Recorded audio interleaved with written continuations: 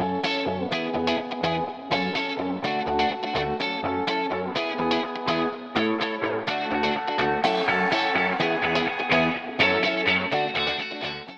रातें ये मौसम दिन का किनारा ये चंचल हवा। कराटे में ब्लैक बेल्टधारी और विश्व स्तर की चैंपियनशिप में ब्रॉन्ज मेडल व गोल्ड मेडल जीत चुकी सिमरत कौर को अभिनय का कोई शौक नहीं था, मगर जब वो कॉलेज में तब उन्होंने पॉकेट मनी के लिए कैडबरी पोस्टर का एक ऐड किया था, जिसके लिए उन्हें अभिनय करने की जरूरत नहीं पड़ी थी। मगर 17 वर्ष की उम्र में इंस्टाग्राम की वजह से उनके पास तेलुगु फिल्मों के ऑफर मिलने लगे, लेकिन सिमरत कौर ने हर ऑफर को इनकार कर दिया। पर एक फिल्म के निर्माता ने सिमरत कौर की मां से बातचीत की और सिमरत कौर की मां ने हामी भर दी। इस फिल्म में मजबूरन अभिनय करते करते सिमरत कौर को अभिनय का ऐसा चस्का लगा कि उन्होंने फिर 4 तेलुगु फिल्मों में अभिनय कर लिया।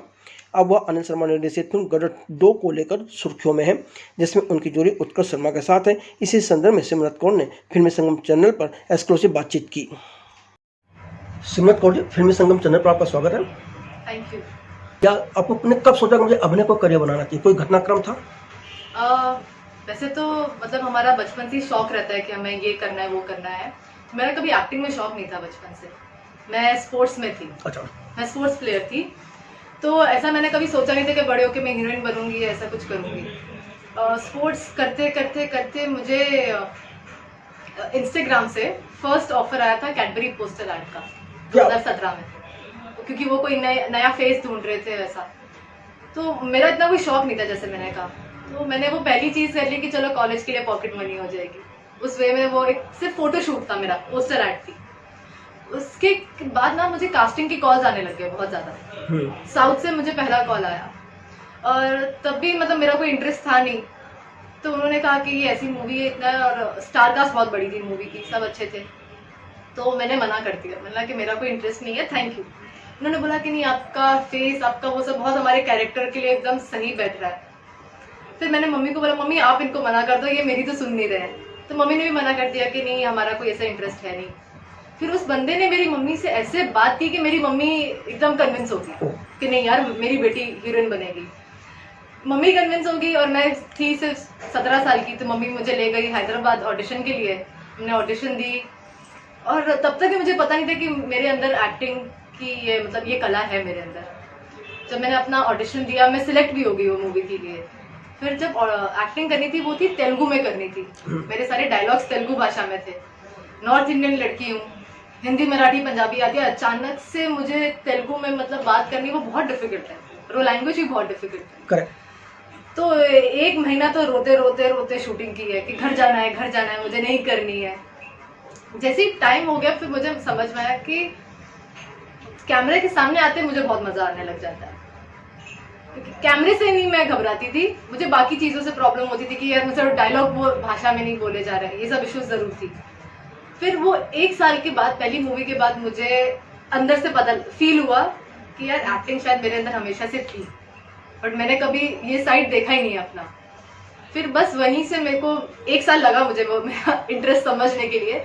1 साल के बाद मुझे नहीं लगता मैंने और कोई चीज़ का कभी ख्वाब देखा है। वो जो आपका 1 साल था जी, वो जरा किस ढंग से क्या चीजें सीखी आपने और क्या प्रॉब्लम्स आई आपके साथ?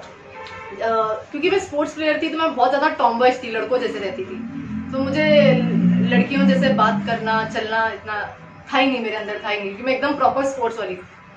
तो पहले तो सबसे ज़्यादा कठिनाई आई वो साड़ी पहनने में। साड़ी पहन के ये ईयरिंग पहनने में, ये सब में ज़्यादा तकलीफ होती थी, क्योंकि साड़ी जब पहन लो तो आपको एक लहजे में बैठना है, उठना है, तो वो चीज़ों में मुझे बहुत तकलीफ आती थी।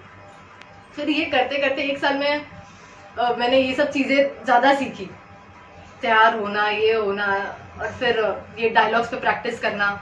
करते करते करते वो सफ़र पूरा हुआ। बहुत ज़्यादा डिफिकल्ट था। 1-2 महीने में मुझे ये भी लगा कि मैं छोड़ के भाग जाती हूँ घर। साउथ में शूट करती, मेरे को लगा अब मुझसे नहीं ये होगा, ये मुझसे हो ही नहीं रहा है, क्योंकि जैसे वो एक्शन बोलते थे, क्योंकि आपको डायलॉग्स आपके बाय हार्ट रट्टा करने सारे, क्योंकि आप समझ तो आपको वैसे ही नहीं आ रही है। तो जब हम बाय हार्ट करते तो कैसे वो अपन पहला वर्ड भूल जाओगे तो आप पूरी डायलॉग भूल जाते हो। बिल्कुल सही। तो जैसे एक्शन बोलते थे, मैं एकदम से ब्लैंक हो जाती थी। वो मुझे मेरा पहला वर्ड ही नहीं आता था तेलुगु में क्या बोलना था। तो वो इश्यूज बहुत हुए मुझे। आपने बताया कि आप स्पोर्ट्स पर्सन भी रही हैं। हाँ जी। स्पोर्ट्स में क्या खेलती थी और किस लेवल तक आपने खेला? मैं कराटे ब्लैक बेल्ट ओह। हूँ। मैं कराटे की इंटरनेशनल चैंपियनशिप्स खेली हूँ, गोल्ड मेडलिस्ट हूँ। फिर मैं कराटे सिखाती भी थी, मैंने 2 साल ट्रेनिंग भी दी है। और उसके अलावा मैं रनिंग में थी, 100 मीटर और 200 मीटर। अच्छा। तो ये स्पोर्ट्स के एकदम ऐसे वे में थी, एकदम टॉमबॉयज थी और अचानक से ग्लैमर वर्ल्ड में आ गई। तो ये बहुत ज़्यादा डिफरेंट है दोनों चीज़ें। इससे जो एक सवाल और आता है कि इन दिनों तमाम लोग कह रहे हैं कि लड़कियों को कराटे सीखनी चाहिए, हाँ इससे जी। उनके सुरक्षा के लिए फायदेमंद है। आपकी क्या सोच है और जब आप सिखाती थी हाँ जी। तो क्या एटीट्यूड होता था आपका लोगों के प्रति? एक तो मेरे एरिया में सब मुझसे डरते बहुत थे, क्योंकि मैं 7 साल की उम्र से कराटे कर रही थी। तो तब तो कोई इंटरेस्ट नहीं था, बच्चे थे, घर वालों ने डाल दिया। करते करते करते जब मैं 13 साल की हुई, मैंने अपना फर्स्ट चैंपियनशिप खेला था। 13 साल की नहीं, सॉरी, मैं थी 11 साल की जब मैंने अपना फर्स्ट चैंपियनशिप किया था नेपाल में। ऑल वर्ल्ड चैंपियनशिप थी नेपाल में। तो तब मैंने जब फर्स्ट चैंपियनशिप की, वहाँ पर मेरा इंडिया से 23 बचे गए थे। अच्छा। उसमें से मैं अकेली लड़की हूँ जो वहाँ से ब्रॉन्ज मेडल जीत कर आई, और कोई भी इंडिया में नहीं जीता था। मैं अकेली एक लड़की थी जो इंडिया से जीत कर आई। उसके बाद में मुझे ये हो गया कि यार ये आप हर किसी को आना चाहिए, सिर्फ लड़की नहीं, लड़के को भी आना चाहिए, क्योंकि कराटे में आपको एक तो कंट्रोल आता है आपकी बॉडी पे। आप जब, क्योंकि एग्रेशन एक ऐसी चीज़ है जिसमें आप अपने ये खो देते हो, जज्बात ये हो जाते हैं ना, जब गुस्सा आता है। जब हम ये मार्शल आर्ट सीखते हैं उसमें आपको एक कंट्रोल आता है। जब आपका मन कर रहा है किसी का मुंह तोड़ दूं, ये कर दूं, आप के अंदर वो इतनी पावर आ जाती है कि आप कंट्रोल करते हो, आपको एक डिसिप्लिन आता है लाइफ का। तो स्पोर्ट्स, स्पेशली कराटे, तो आई थिंक लड़का लड़की सबको ही करना ही चाहिए। डिसिप्लिन और ऑब्वियसली आपकी सेफ्टी दोनों। क्योंकि एक तो होता है अचानक से, अगर चलो आप रास्ते पे जा रहे, किसी ने आपको पकड़ लिया, तो एक इंसान डर जाता है। बिल्कुल सही। कोई भी, आप, मैं कितना भी कराटे सीख लूं, अगर अचानक से क्या कि हाथ पकड़ लेगा, मैं पहला डर जाऊंगी। बट स्किल से ज्यादा मैं उतनी स्ट्रांग रहूंगी कि उसके बाद में जब मैं मारूं तो इंसान को लगेगी जरूर। तो उतना हमें वो स्ट्रांग अपने को बिल्ड करना है। और ये बहुत लोग बोल देते हैं लड़कियां कमजोर है, कुछ नहीं है, मेहनत करोगे कोई कमजोर नहीं है, लड़कियां लड़के सब एक जैसे हैं। फिर और मुझे लगता है डिसिप्लिन की जरूरत तो हर क्षेत्र में होती है। सबसे ज्यादा जो इंसान लाइफ में डिसिप्लिन है वो मुकाम तक अपने पहुंचेगा, क्योंकि ये आपको सबसे ज्यादा चाहिए, कंट्रोल और डिसिप्लिन। आपकी पहली तेलुगु फिल्म का नाम बताएं और उसका क्या रिस्पांस मिला था? मेरी पहली पिक्चर का नाम था प्रेम तुमी कार्तिक। प्रेम तुमी कार्तिक मतलब हम हर खत के नीचे लिखते हैं ना, आपका प्यारा चनीता, ये जो लिखते हैं उसका मीनिंग ये है तेलुगु पिक्चर का नाम। और स्टार कास्ट बहुत अच्छी थी इसकी, बड़े एक्टर्स थे, साउथ के जो भी थे मेरे सब बड़े को एक्टर्स थे। मूवी जब रिलीज हुई कमर्शियली बहुत हिट हो गई मूवी हमारी, बॉक्स ऑफिस पे अच्छा कर गई मूवी का, रिकवरी बहुत अच्छा हुआ, मूवी कमर्शियली बहुत चल गई है हमारी। उसके बाद में फिर अब ये मूवी हो गई, अब मुझे समझ नहीं आ रहा दूसरा क्या करना है। फिर मैं वापस से, क्योंकि मेरे को तो आइडिया नहीं था एक्टिंग का कुछ भी कि अब आगे अप्रोच कैसे करना है, क्योंकि मेरी पहली पिक्चर थी। बाकी मूवी इतनी चल गई, इसके लिए मुझे दूसरा ऑफर भी मिल गया था फिर वहाँ पर। बस। कितनी फिल्में कर ली तेलुगु में? मेरी हो गई है 2-3 हो गई। 2-3 हो गई हैं। हाँ जब आपको पहली हिंदी फिल्म का ऑफर मिला हाँ। तो पहला विचार क्या आया था आपके मन में? विचार तो ये था कि मैंने कभी सोचा भी नहीं था कि मैं बॉलीवुड में काम करूंगी सोचा ही नहीं था, क्योंकि कभी ऐसे लगा ही नहीं था कि मैं भी बॉलीवुड में हीरोइन बन सकती हूँ। एक वो कॉन्फिडेंस ही नहीं था अंदर से। तो जब गदर का ऑडिशन हुआ, मुझे एक्चुअली गदर की पहले भी ऑडिशन आई थी, मैंने बना के नहीं भेजी। मुझे था कि यार गदर जैसी मूवी में कहाँ सिलेक्शन होगा, रिजेक्शन मिलेगा, बेमतलब मेरा दिल टूट जाएगा। उसके बाद में जब मुझे मुकेश छाबड़ा जी जो है हमारे बॉलीवुड के सबसे बड़े कास्टिंग डायरेक्टर हैं, मुझे उनके ऑफिस से आया ये ऑडिशन। तो ऑडिशन मैंने सोचा कि चलो यार, अब इतने बड़े जब मुझे कह रहे हैं कि ऑडिशन बना के भेजनी है, तो फिर मैंने बना के भेज दी। उसके बाद में मतलब 7-8 ऑडिशंस हुए मेरे गदर के लिए, 2 महीने लगे हैं, 2 महीने दिन रात इस पे मेहनत की है, इतने ऑडिशंस दिए। जब अनिल सर ने मुझे कहा कि तुम सिलेक्टेड हो, 3 दिन मुझे लगे ये चीज़ समझने के लिए और अपने आप को बताने के लिए कि हाँ मैं बॉलीवुड में डेब्यू कर रही हूँ। 3 दिन तक मैं नम थी। इतना कुछ हो गया ना आपके साथ, अपने जो ख्वाब भी नहीं देखा तो उससे ज्यादा आपको मिल गया, तो इंसान कैसे हो जाता है, नम हो जाता है, उसको समझ में नहीं आती। तो मेरी भी वही स्थिति थी उस टाइम पे। 3 दिन के बाद में खुशी के आंसू उस दिन, मतलब मैं 2 घंटा सिर्फ रोती ही गई हूँ अपने आप में। उसके बाद में वो जो मैं हंसी हूँ कि यार सच में हो रहा है ये चीज। तो आपको क्यों लग रहा था कि ये नहीं मिलेगी मुझे?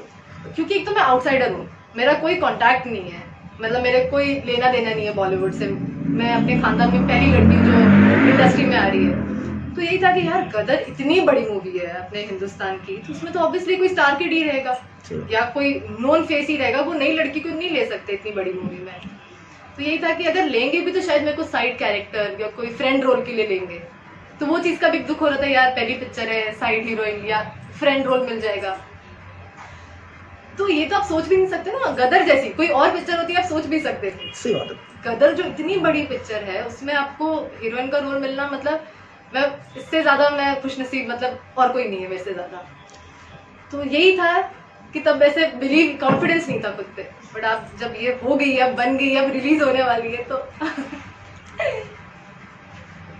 2-3 तेलुगु फिल्में कर ली आपने, उस बार आपने गदर की। हाँ जी। कहाँ क्या चीज़ सीखा as a actor? As an actor तो वहाँ पर मुझे एक्चुअली भाषा समझ में नहीं आती थी, बहुत टाइम लग गया मुझे वहाँ पर तेलुगु समझने के लिए। अब तो मैं जैसे थोड़ी बहुत बोल भी लेती हूँ, समझ भी जाती हूँ, बट जब वहाँ पर एक्टिंग करती थी मुझे समझ ही नहीं लग रहा मैं क्या डायलॉग बोल रही हूँ। मुझे वो एक्सप्रेशन ही नहीं समझ में आ रहा कि मुझे, अगर मेरा डायलॉग है कि आज मैं बहुत खुश हूँ तो मैं ऐसे बोलूँ आज मैं बहुत खुश हूँ, बट वहाँ पर जब मैं ये तेलुगु में बोल रही हूँ मुझे पता नहीं कि खुश वर्ड कब आ रहा है, इसका मुझे समझ में नहीं आता था। तो वो मेरी एक्टिंग पे बहुत फर्क पड़ जाता था उसमें, और सामने वाला क्या बोल रहा है मुझे वो भी नहीं समझ में आ रहा है। सामने वाला जब बोलता था हमें उस पर भी रिएक्ट करना रहता है ना एज एन एक्टर, तो मुझे वो भी नहीं समझ में आता था। तो मैं एकदम ऐसे रहती थी, जैसे उन्होंने बोल दिया कि अब हंस दे तो हंस दिया, उन्होंने बोला अब रो दे तो रो लिया। तो वहां से मैंने ये चीज बहुत सीखी कि आपको मतलब लैंग्वेज चलो नहीं समझ में आ रही है, बट सामने वाले के एक्सप्रेशन देख के भी मुझे सीखना चाहिए कि वो क्या बोलने की कोशिश कर रहा है। हो सकता है अभी ये लैंग्वेज नहीं आ रही ठीक है, बट मुझे उसके एक्सप्रेशन से समझ में आ जाना चाहिए वो क्या बोल रहा है, और उतना एज अ कॉमन सेंस मुझे सामने से फेस से रिएक्ट कर देना चाहिए अगर मुझसे बोला नहीं जा रहा तो वो चीजें वहां से सीखी। यहाँ पर आके तो अभी डायलॉग डिलीवरी एकदम अलग होगी आपकी, अब तो आपको सब समझ में आ रहा है और शुद्ध हिंदी बोलना है। हाँ, और आपको प्रॉपरली वो डायलॉग के पॉजेस कहाँ रहते हैं वो तो तब मुझे कुछ नहीं पता था, वो तो जो जैसे बोल दिया बोल दिया। अच्छा। यहाँ पर आके समझ लगा कि यहाँ पर पॉज देना है, यहाँ पर रुकना है, यहाँ पर ऐसे बोलना है, ऐसे बोलना है। 100 चीजें सीखी ये 1 साल में, और एक्टिंग भी मतलब मतलब मैंने 2-3 पिक्चरें कर ली थी, बट इस बार जब कैमरे के सामने आई तो ऐसा लग रहा था कि पहली बार कैमरे के सामने आ रही हूँ कि बॉलीवुड है, अपनी भाषा में ही बोलना है। तो वो पता नहीं ज्यादा नर्वस थी मैं, बट हो गया। कैमरे के सामने मैंने जैसे कहा ना वो मेरा टैलेंट था जो मुझे पता नहीं था, कैमरे के सामने आके मैं अलग इंसान हूँ। गदर 2 से जुड़ने की वजह जी ये था कि बहुत पॉपुलर फिल्म का सिक्वल है ये, हाँ, या ये कि अनिल शर्मा और सनी देओल जैसे कलाकार हैं इसमें इसलिए करना था? हाँ। क्या या इसकी कहानी थी, क्या चीज आपको सबसे पसंद आई? सबसे पहली बात ये मूवी इतनी बड़ी, इसमें आपको साइड कैरेक्टर भी मिल जाए तो आपको कर लेना चाहिए, क्योंकि ये ऐतिहासिक मूवी है हमारे। तो पहले तो ये था कि ये मूवी से जुड़ना है। अब ये मूवी के लिए ऑडिशन आ गया, चाहे ये फ्रेंड रोल ही क्यों ना हो। दुख जरूर लग रहा था कि फ्रेंड रोल अगर ऐसा कुछ होता दुख जरूर होता, बट मैं कर जरूर लेती, क्योंकि गदर एक ऐसी मूवी जो हिंदुस्तान के एक बंदे ने देखी हुई है। आज की भी जनरेशन, जैसे मैं आज की जनरेशन हूँ, मुझे आज भी पता है कि गदर का क्रेज क्या था उस टाइम पे। तब तो मैं साल की भी नहीं थी जब मूवी आई थी, तो मुझे बट आज भी पता है कि उसका क्रेज क्या था, उसके गाने मैं आज भी गाती हूँ। तो ये मूवी से जुड़ने का ये था कि पहली पिक्चर है, इससे बड़ा तो और कुछ नहीं मिल सकता मुझे। फिर तो मैं चाहे 100 वो कर लूँ, मतलब वो प्रार्थना ही कर लूँ, इससे बड़ा कुछ नहीं मिल सकता। और उसमें सनी सर के साथ काम करना, अनिल सर के साथ काम करना, इससे बड़ा और क्या हो सकता है बताओ? इससे बड़ा तो और कुछ हो नहीं सकता है। तो मेरे पास मतलब मैं तो मना कैसे कर सकती हूँ इस चीज के लिए। मैंने तो बोला कि सर आपको प्रणाम है, आपने मुझे चुना, अब मैं अपनी जी जान दे दूंगी इस मूवी में। इस फिल्म में आपके कैरेक्टर का नाम क्या है और कैरेक्टर के बारे में जो बता सकती हूँ बताएं। तो मेरे कैरेक्टर का नाम है मुस्कान, जो हमेशा हंसी खेलती रहती है। और मुस्कान के बारे में ज़्यादा मैं अभी नहीं बताऊंगी, कुछ थोड़े दिन रह गए हैं 11 अगस्त के लिए, क्योंकि ये न्यू मेंबर है गदर की। बाकी सारे सेम है, तारा सिंह है, सकीना है, जीते हैं। ये 3 लोगों से भारत की जनता बहुत जुड़ी हुई है, उनसे बहुत प्यार है। पर अभी नई लड़की आ रही है मुस्कान, तो ये अभी बताऊंगी तो आप शायद मुझसे कनेक्ट नहीं होगे, बट 11 अगस्त को जब आप देखोगे मुस्कान का कैरेक्टर बहुत ही प्यारा है और बहुत इंपॉर्टेंट है मूवी में। तो बस मैं उम्मीद करती हूँ कि उस दिन मैं आप लोगों को मुस्कान दे पाऊँ आपके चेहरे पे। पूरी फिल्म में जी, ऐसा कौन सा सीन था जो करना आपके लिए सबसे आसान था, और दूसरा वो कौन सा सीन था जो करना सबसे कठिन था? एक सीन बहुत कठिन था, एक्टिंग के लिए नहीं, क्योंकि उसमें एक्चुअली जो पीछे से हवा वो जो चला रहे थे, उसमें पत्ते उड़ रहे थे, ये सब, तो वो ना आंखों में बहुत ज्यादा लग रही थी। तो उसमें से एक कुछ ये रहता है, कुछ सूखा पत्ता जैसा कुछ था, वो मेरी आंख में चला गया। अब उसमें मुझे सिर्फ एक था कि आंख झपकनी भी नहीं थी, और वो इतना चुभ रहा है आंख में कि मैं मतलब उसको बयान नहीं कर सकती वो क्या दर्द था।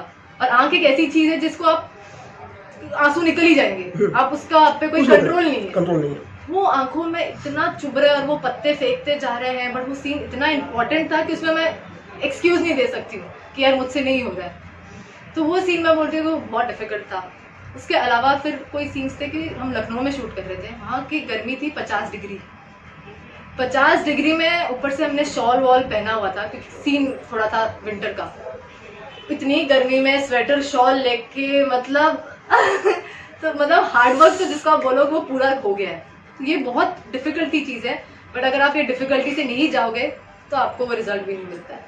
इस फिल्म में सनी देओल और अमीषा पटेल के साथ आपके सीन है या नहीं? जी है, उनके साथ। दोनों के साथ काम करके आपने क्या सीखा और क्या ट्यूनिंग रही आपकी? और तो सनी सर के साथ जब मेरा पहला सीन मैं कर रही थी, मैं बहुत नर्वस नहीं, मतलब एक होता है ना, आप एक इंसान को इतनी रिस्पेक्ट करते हो कि आप ये सोचते हो कि उनके साथ खड़े होना भी आपके लिए गलत है कि वो इतने बड़े हस्ती है। तो जब उनके पास खड़ी थी तो मैं कांप रही थी, पता नहीं क्यों। एक हैप्पीनेस भी थी, एक वो भी हो रहा था कि यार वो इतने बड़े हैं, स्टेटस में इतने बड़े हैं। तो मैंने उनको एकदम से कांपते कांपते बोला सत श्री अकाल सर।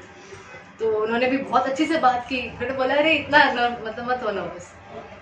फिर बाद में मेरा एक इमोशनल सीन था उनके साथ, अब वो एक्टिंग में कहाँ सही। और मैं सोच रही अब उनके सामने मैं क्या एक्टिंग करूँ, मेरी तो एक्टिंग एकदम जीरो हो जाएगी उनके सामने। तो उन्होंने मुझे एक ही चीज़ बोली कि एक्टिंग ऐसे करने से नहीं आती कि हमें रोना है तो ई रोना है, हंसना है तो हाँ हाँ हंसना है। वो यहाँ से फील होता है, जब यहाँ से होगा तो अपने आप तुम्हारे मुंह पे आंखों पे आ जाएगी, तुम्हें कोशिश करने की जरूरत नहीं पड़ेगी। तो उन्होंने वो जो एक चीज़ जब बताई उसके बाद में वो मेरा सीन ऐसे हो गया, 1 मिनट में वो सीन हो गया मेरा, क्योंकि उन्होंने एक ऐसी चीज़ बता दी जो एज एन एक्टर आपको ऐसा लग रहा था कि नहीं हमें ऐसे रोना है, हमें ऐसे करना है तो शायद वो अच्छा लगेगा स्क्रीन पे। उन्होंने बोला कि नहीं, इतनी बड़ी स्क्रीन पे सबको पता लग जाता है कि ये नकली एक्टिंग कर रही है, ये ट्राई कर रही है, तुम्हें ऐसा नहीं करना है। तो जो उन्होंने इतनी बड़ी चीज़ बता दी जो शायद मैं कभी सीख भी नहीं पाती, एक्टिंग स्कूल में भी नहीं सीख सकती थी ये चीज़, तो उन्होंने जो बता दी अब ये सब मेरे साथ उम्र भर रहेगी ये वाली बात। अनिल शर्मा के साथ काम करने के क्या अनुभव है? उनके साथ काम करना बहुत ज़्यादा मज़ेदार है। ये ज़रा नहीं ढंगते हैं, ये एकदम शांत रहते हैं और एज अ डायरेक्टर ही आप एक्टर को बहुत फ्रीडम देते हैं। जैसे मुझे हमेशा कहते थे कि ये सीन है ऐसा है, तू अपने हिसाब से कर, तू अपने हिसाब से कर, मैं देखता हूँ कि अगर मुझे लगेगा कि ये ठीक है तो फिर वेल एंड गुड, नहीं तो मैं तुझे इस पर थोड़ा गाइड कर दूंगा। तो ये फ्रीडम ये देते थे कि क्योंकि तुझे पता है वो कैरेक्टर, तूने वो कैरेक्टर को अब जिया है ना, तूने वो अपना कैरेक्टर बनाया लिखा है, तो तुम सोचो अगर मुस्कान ये सिचुएशन में रहेगी तो वो कैसे रिएक्ट करेगी। मैं तो डायरेक्टर हूँ, मैं तुम्हें बता दूंगा ऐसे वैसे, बट वो फीलिंग तुम्हारे आनी चाहिए, वो मुस्कान की फीलिंग तुम्हें समझ में आनी चाहिए। तो वो चीज़ जो बोलते थे मुझे बहुत मजा आता था कि यार मैं अपने साइड से कुछ क्रिएटिव करूँ, वो कैरेक्टर के लिए कुछ करूँ। वो चीज़ में उन्होंने बहुत फ्रीडम दी मुझे अनिल सर ने, और बाकी इनके साथ बहुत मजा आता है। ऐसे कोई भी एक्टर्स भी होते हैं जिनके 12-15 टेक चल रहे, सर हंसते रहते थे, सर कभी नहीं गुस्सा करते थे, सर बोलते लो और 2 ले लो तुम टेक कोई। तो इनके साथ काम करने में तो बहुत मजा आता है सर के साथ। शूटिंग शुरू होने के पहले मुस्कान के किरदार में खुद को ढालने के लिए आपकी तरफ से होमवर्क क्या था? तो मुस्कान 71 की लड़की है, 1971, और इत्तेफाक से मुझे पहले से ही इंडस्ट्री में आने से पहले मुझे पुरानी पिक्चरों का बहुत शौक था। पुराने गाने सुनना, 50s के 40s के गाने सुनना, पिक्चरें देखना बहुत पसंद था। तो जब मुझे पता लगा यार लड़की वो टाइम की है तो मेरे लिए थोड़ा इजी हो गया, क्योंकि मैंने इतना नूतन जी को देखा, इतना मधुबाला जी, मीना कुमारी जी, वैजंती माला जी को इतना देखा है, उनके गाने, तो मुझे पता लगा कि वो टाइम की लड़कियां कैसे होती हैं। तो एक मुझे वो आइडिया था बाकी सर ने बोला कि वो लड़की वो टाइम की है बट लड़की मॉडर्न भी है। अच्छा। क्योंकि वो टाइम पे मतलब ये था, इंग्लिश भी चीजें बहुत थी, तो लड़कियां अच्छी इंग्लिश भी बोलती थी, कॉन्वेंट स्कूलों में पढ़ती थी, तो लड़कियां भैंजी नहीं थी वो टाइम की, उल्टा वो और ज्यादा स्मार्ट और ये थी। तो फिर सर ने बोला कि बस तुम थोड़ा सा, एक डिफरेंस जरूर था उनके बात करने के स्टाइल में, वो जो चीजें थी, तो वो मैं तो पिछले देखती ही थी, तो बस थोड़ा वो होमवर्क किया। बाकी मैंने 1 महीने का कथक क्लास ली मैंने। अच्छा। क्योंकि वो टाइम की लड़कियों में ग्रेस बहुत रहती थी, उनके बात करने का तरीका, हाथों को यूज करना, उठना बैठना बहुत ग्रेसफुल होता था। तो मैंने 1 महीना कथक किया। बस ये मेरी छोटी सी होमवर्क थी कैरेक्टर के लिए। आपने कहा कि आपको गाने सुनने का शौक है, तो गाने का भी शौक होगा, गाती भी होंगी आप? मेरी आवाज, बस ये टैलेंट मुझे नहीं दिया भगवान ने, ये आवाज सुरीली नहीं दी है। तो ये जी। अच्छा, एक ही और, आपने कहा कि डायरेक्टर आपको पूरी छूट देते थे कि आप अपने कैरेक्टर को अपने आप से निकालें। एक कलाकार को किसी कैरेक्टर को प्ले करने के लिए 2 चीजें इंपॉर्टेंट होती हैं, उसकी अपनी इमेजिनेशन पावर में कल्पना शक्ति, बिल्कुल, और दूसरी उसकी जिंदगी की निजी अनुभव, और दोनों को मिक्स करता रहता है जी। आप क्या कर रही थी उसमें, किसको कितना यूज कर रही थी? जैसे मैं पर्सनल सिमरत को अगर उसमें मुझे अगर मिक्स करना था, तो एक थी कि वो भी अपने पापा की लाडली है एकदम, जो मैं भी घर पे सबसे छोटी हूँ, तो मैं घर की एकदम लाडली बच्ची हूँ। तो ये एक जो मुझे चीजें पता थी कि जब आप लाडले रहते हो घर पे, तो आप कैसे अपनी बातें मनवा सकते हो। तो ये एक उसका कैरेक्टर था मुस्कान का, तो मैंने ये चीज अपने इसमें से ले ली कि घर वालों को मनाना कैसे होता है, एक वो तरीका रहता है आपके पास, तो वो एक चीज मैंने यूज की। इसके अलावा तो मुस्कान का मैंने अलग ही इमेजिनेशन बनाया था कि हंसमुख लड़की है एकदम, वो भी फिल्मों की एकदम दीवानी बनाई थी मैंने उसको भी। अच्छा। वो भी फिल्मों की दीवानी है, तो वैसा थोड़ा सा। आपने कथक डांस सीखा जी। कथक डांस सीखने के बाद क्या क्या चेंजेस आपके अंदर आए, और ये कथक डांस की खासियत क्या है, करेक्ट वो एक्टिंग में कैसे मदद करता है? उसके पहले कथक मैंने, रीजन ये था उसमें जो आपकी वॉक रहती है ना, वो एकदम वो हो जाती है हिरनी जैसी, जो एक लचक आ जाती है, जो एक वो टाइम की लड़कियों में थी, कुदरती थी जो 70s 80s की हीरोइन थी। आप उनको देखो, उनको इतना ग्रेस था उनमें, जैसे वो चलती भी थी तो आपको ऐसा लगता था यार ऐसे चलना है हमें। तो जब मैंने कथक स्टार्ट किया तो मेरे एक ये हाथों का एक जेस्चर चेंज हो गया, मेरे चाल में डिफरेंस आया, और आपके ना एक्सप्रेशंस में आ जाता है, क्योंकि आप एक एक वर्ड पे, आपके आईब्रो, आपकी आंखों से आप खेलते हो, तो वो चीजें, शरारत आंखों से कैसे करनी है, जो भी है आंखों से और मुंह से, ये चीजें मैंने जरूर सीखी कथक में। इसके अलावा कुछ कर रही हूँ? अभी तो कुछ नहीं, अभी मैं बस इंतजार में हूँ कि ये पिक्चर रिलीज हो जाए, और अगर ऑडियंस ने प्यार दे दिया मुझे, तो फिर तो शायद उस दिन 10 पिक्चरें और साइन हो जाएगी। आपने तो म्यूजिक वीडियो भी किए हैं? हाँ, मैंने पहले की है, पंजाबी में भी किए थे। हाँ जी, हाँ जी। वो क्या अनुभव रहे, वहाँ के लिए भी तो डांस सीखा होगा आपने? नहीं, डांस ऐसा कुछ था नहीं मेरे वो म्यूजिक वीडियोस में। अच्छा। और वो सब मैं, क्योंकि मैं आउटसाइडर हूँ, मैंने कहा कि मेरे लिए रास्ता ये सरल नहीं होगा, मुझे ये घूम के पत्थरों वाले रास्ते से ही आना है। तो वो स्ट्रगल है, क्योंकि आप 10 जगह काम करोगे, आपके 10 कॉन्टैक्ट बनेंगे, आप 10 लोगों की नजर में आओगे। तो वही, क्योंकि मेरे को इतनी स्ट्रगल करनी पड़ी यहाँ तक पहुंचने के लिए। ऐसे तो हुआ नहीं कि एक दिन मुझे घर पे बैठी ऑडिशन आ गया। तो मैंने जब इतनी मेहनत की, वो मेहनत के दौरान कुछ लोगों ने मुझे देखा रहेगा, जैसे मुकेश छाबड़ा सर ने मुझे कहीं देखा रहेगा, उनको लगा रहेगा यार ये लड़की में बात है, मतलब इसको सही राह मिलनी चाहिए, तो ये लड़की में बात है। तो ये सब स्ट्रगल करते करते, मूवी कर ली, वीडियो कर लिया, करते करते आज इस मुकाम तक पहुंचे। जो आपका पूरा स्ट्रगल रहा जी, आज जब आपकी गदर 2 रिलीज होने जा रही है, वो स्ट्रगल किस तरह याद करते हैं? तो अभी थोड़े दिन पहले हमारा ट्रेलर लॉन्च हुआ था 26 जुलाई को। तो उसके पहले मेरी अनाउंसमेंट नहीं की गई थी ये मूवी के लिए कि इस मूवी में एक नई लड़की भी है। तो तब तक तो मैं ठीक थी। उस दिन जब सर स्टेज पे, जब उन्होंने मेरी स्टोरी बताना शुरू किया, 200 की मीडिया थी, लोग थे स्टेज पे, सनी सर खड़े हैं, अमीषा जी खड़ी हैं, सब खड़े हैं। तो उन्होंने कहा कि इसका फोन से ऑडिशन लिया था, फोन की स्क्रीन से लेके गदर 2 की स्क्रीन तक हमारी लड़की है ये सिमरत कौर। जब उन्होंने मुझे स्टेज पे बुलाया, मैं एकदम, आपने वो वीडियो देखी रहेगी, अगर आप देखोगे तो देखोगे मैं एकदम रो चुकी थी उसमें। वो रोई मैं इसलिए नहीं थी कि मैं कॉन्फिडेंस लूज कर गई उस दिन स्टेज पे, या मैं नर्वस हो गई। मैं रोई इसलिए क्योंकि मुझे वो मेरे सारे स्ट्रगल वाले दिन वो 15 सेकंड में मेरी आंखों के सामने आ गए कि जब मैं ऐसे लाइनों में खड़ी रहती थी कि यार कहीं कुछ मिल जाए, कहीं एक काम मिल जाए, तो वो सब 15 सेकंड में मेरी आंखों के सामने आ गया कि यार ट्रेन पकड़ के रोज इतना ऑडिशन पे जाना, रिजेक्शन मिलना। तो वो इतनी ज्यादा खुशी थी इस मोमेंट पे कि वो आंसुओं में आ गई। तो उस दिन मुझे लगा कि यार जो स्ट्रगल की, अच्छा वो स्ट्रगल की मैंने, तो आज मैं प्राउड फील करती हूँ खुद के लिए। यदि स्ट्रगल नहीं होता तो वो तो सफलता वो मुझे वो मजा नहीं आता शायद।